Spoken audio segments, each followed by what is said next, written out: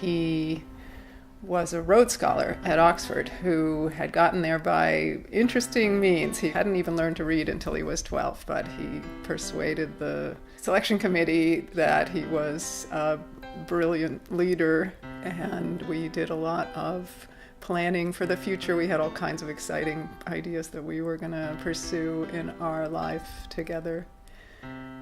But just 2 weeks after we got engaged, he was diagnosed with a malignant brain tumor, and he died 3 years after we got married.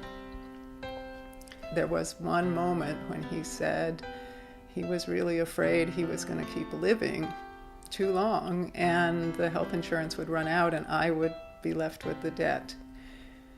It was so hard to hear him say that because all I wanted was for him to live as long as he possibly could. But especially with someone who's 32 years old, he shouldn't have been worried about living too long.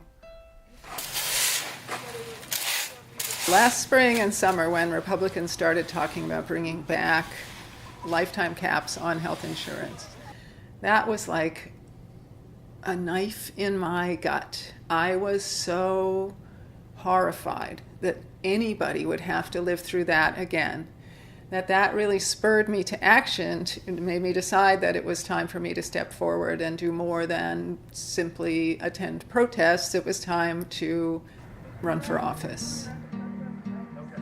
Most countries in the world have figured out how to deliver health care. We have a solution at hand here in New York State. The New York Health Act would get rid of the insurance companies as a gatekeeper for our health care and enable people to seek the care they need and afford the care they need. The New York Health Act is within one vote of passing in the state Senate. It is passed in the state assembly by a wide margin, multiple times. But in the state Senate, it actually has never come up for a vote. There is a group of Democrats who have made it their business to make sure that Republicans are in control of the agenda, that the majority leader is a Republican and all of the committees are chaired by Republicans. This breakaway group of Democrats, including our senator, they call themselves the Independent Democratic Conference. We are very close to being able to pass smart, progressive 21st century legislation in New York, such as the New York Health Act, protecting immigrant rights and transgender rights and women's reproductive rights, funding our public schools fully, finally reforming New York's embarrassing election laws.